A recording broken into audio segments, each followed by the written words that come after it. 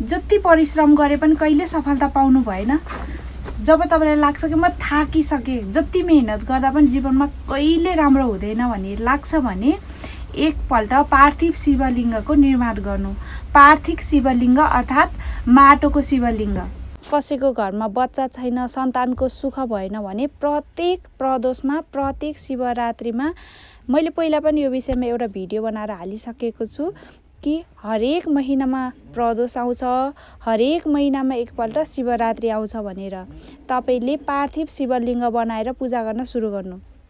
माता अञ्जना, उहाँ हनुमानको माता हुनुहुन्थ्यो। माता अञ्जना जसको घरमा सन्तानको सुख भएन, धेरै समय निस्कँदै जाँदा सन्तानको सुख नभएपछि आफ्नो पिता भएको ठाउँमा जानुभयो। पिताले भन्नुभयो त चिन्ता नगर, पार्थिव शिवलिङ्गको निर्माण गर। यदि तपाईँले कति प्रयास गर्दा पनि सन्तानको सुख पाइरहनु भएको छैन भने पार्थिव शिवलिङ्ग बनाएर पूजा गर्न सुरु गर्नु।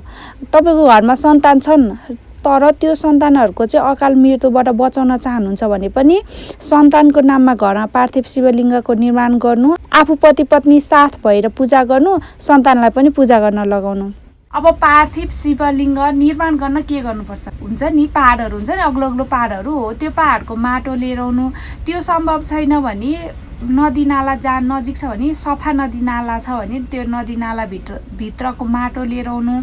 त्यो छैन भनेदेखि तपाईँको नजिकै कतै पानी जमेर बस्ने ताल छ, त्यो पानी सफा छ भने त्यो तालभित्रको माटो लिएर आउनु। अलि दिन अगाडि नै लिएर आउनु अनि त्यसपछि चोखो गरेर लिएर आउनु, चोखो भाँडोमा हालेर लिएर आउनु अनि घरमा ल्याएर नि चोखो गरी सुकाउनु। अनि सुकिसकेपछि त्यसलाई कुट्नु, धुलो बनाउनु, छान्नु। त्यसमा कुनै पनि गिर्खी हुनु हुँदैन, किनकि सानो ढुङ्गाको कणहरूले पनि त्यहाँ मिसिएको छ भने शिवलिङ्ग चर्किन सक्छ, फुट्न सक्छ। त्यसैले एकदम मसिनो, एकदमै राम्रो माटो बनाउनु। अब त्यो पनि छैन भने सर्पको जुन पाल हुन्छ नि त्यसको माटो भए पनि हुन्छ।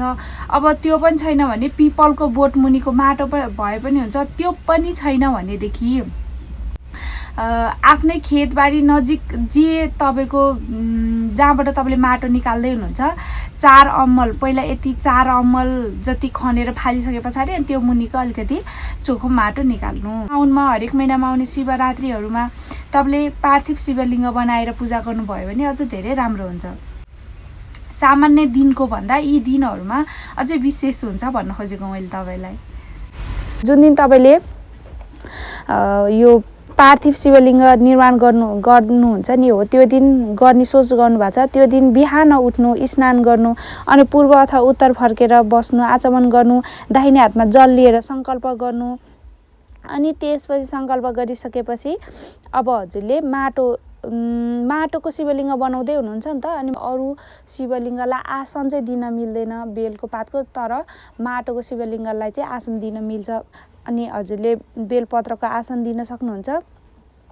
माटोलाई चाहिँ गङ्गाजल छर्केर शुद्ध बनाउनु। अब गङ्गाजल छैन भने तपाईँसँग जे छ चोखो जल, जे सम्भव हुन्छ त्यही छर्काउनु। अब शिवलिङ्ग निर्माण गर्दाखेरि चाहिँ हाल्ने सामानहरू त सकेदेखि त अब उखुको जुसहरू पनि हाल्न सक्नुहुन्छ। धेरै सामानहरू छन् तर अब सबै हाल्न सक्नु भएन होइन। सबै सामान चाहिँ हजुरले जुटाउन सक्नु भएन भने नि सकेसम्म गाईको दुध, गाईको घिउ अनि भस्म, यो चाहिँ जसरी भए पनि हाल्नु। शिवलिङ्गको निर्माण गर्दाखेरि चाहिँ अरूसँग बोल्नु हुँदैन। भन्न खोजेको अरूसँग गफ गर्दै गर्दै शिवलिङ्ग बनाउने होइन कि, अरू के कुरा गर्दै गर्दै शिवलिङ्ग बनाउने होइन। जतिखेर तपाईँ शिवलिङ्ग बनाइरहनु भएको हुन्छ त्यतिखेर चाहिँ ओम नमः शिवाय भन्नु, नाम जप गर्नु। बस हजुरको ध्यान चाहिँ शिव भगवानतिर मात्रै हुनु पर्यो, अन्त हुनु भएन। शिवलिङ्ग बनाउँदाखेरि चाहिँ बुढी औँला भन्दा धेरै ठुलो नबनाउनु। मतलब मोटाइमा भनेको होइन मैले, उचाइमा भनेको। उचाइमा चाहिँ शिवलिङ्ग बनाउँदाखेरि चाहिँ तपाईँले घरमा शिवलिङ्ग बनाउँदै हुनुहुन्छ भने त्यतिखेर चाहिँ यो बुढी औँलोभन्दा ठुलो हुनु भएन र मोटाइमा पनि कान्छी औँलोभन्दा धेरै मोटो नहोस्। जुन बनाउनु भएको शिवलिङ्ग छ नि त्यो चाहिँ फुट्नु भएन के, त्यो कुराको चाहिँ एकदम विशेष ध्यान दिनु। कुनै पनि पूजा दियो नबालिकन पुरा हुँदैन। हामीलाई थाहा नै छ दियो कलश गणेश गर्नुपर्छ। अनि त्यसपछि अब तपाईँले फुल अक्षता लिएर भगवानको आह्वान गर्नु। अब सम्भव हुन्छ भने गुरु नै लिएर आएर गराउनु, धेरै राम्रो भयो। अब गुरु लिएर आउन सम्भव छैन भनेदेखि चाहिँ फुल अक्षता लिएर ओम नमः शिवाय भनेर म तपाईँको आह्वान गर्दछु, आइदिनु भनेर आह्वान गर्नु। त्यसपछि जलको छिटकावर दिनु। त्यसपछि अब पञ्चामृत दुध दही घिउ के हजुरले ठिक पारेर राख्नु भएको छ त्यसले स्नान गराउनु। त्यसपछि फेरि शुद्ध जलले स्नान गराउनु। त्यसपछि चन्दन लगाउनु। शिवरात्रिको दिन सक्नुहुन्छ भने घरमा आफैले खिर बनाउनु भए पनि हुन्छ, भगवानको लागि भोग, होइन भने जे सक्नुहुन्छ, जे सक्नुहुन्छ त्यही भोग लगाउनु। त्यसपछि अलिकति दक्षिणा गर्नु। त्यसपछि आरती गर्नु, पुष्पाञ्जली गर्नु। त्यसपछि पूजामा मैले मन्त्र पनि जानेको छैन, विधि पनि जानेको छैन, पूजा गर्ने जस्तो सके त्यस्तै गरी मैले हजुरको पूजा गरेँ। जानी नजानी जस्तो सके त्यस्तै सामान जुटाएँ, जस्तो सके त्यस्तै गरी मैले हजुरको पूजा गरेँ। यो मैले हजुरको व्रत लिँदा पूजा गर्दा मबाट जानी नजानी भएका गल्तीहरूको लागि मलाई क्षमा गरिदिनु भनेर क्षमा प्रार्थना गर्नु। त्यसपछि अब विसर्जन गर्नुपर्छ। विसर्जन गर्नको लागि चाहिँ अब फेरि पार्थिव शिवलिङ्ग चाहिँ जस्तै हामीले अरू शिवलिङ्गहरू घरमा राखेर दिनकै पूजा गर्छौँ त्यस्तो हुँदैन।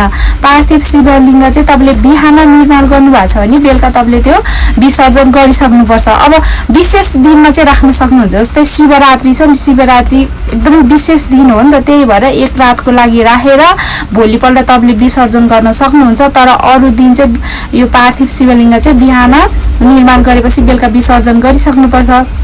तपाईँले विसर्जन गर्नको लागि त्यो जुन भाँडामा हजुरले पार्थिव शिवलिङ्गको निर्माण गर्नुभएको छ त्यो भाँडै शुद्ध हजुर नजिकै जहाँ पानी छ, नदी नाला छ त्यहाँ जानु। अनि त्यसपछि त्यो भाँडै शुद्ध बगिरहेको जलमा भाँडै शुद्ध पहिला हातमै राखेर त्यो शिवलिङ्गलाई चाहिँ पुरै जलमा भिज्ने गरी तल पुरै त्यो त्यहाँ हजुरले जुन चढाउनु भएको पुष्पाञ्जलीहरू छ नि सबै जलले बगाउने गरी चाहिँ जलमा हजुरले डुबाइदिनु, विसर्जन गरिदिनु। अनि त्यो भाँडा फिता ल्याउन सक्नुहुन्छ। अब शिवलिङ्गलाई हजुरले विसर्जन गर्नु।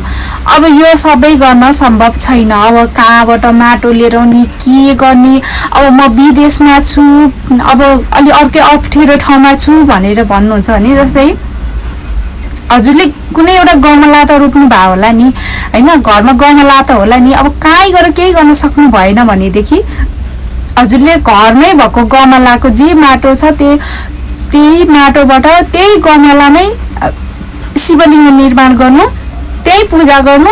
अनि त्यसपछि त्यही गमलामै जल हालेर त्यो शिवलिङ्गलाई त्यही विसर्जित गरिदिनु। यसरी पनि हजुरले पूजा गर्न सक्नुहुन्छ।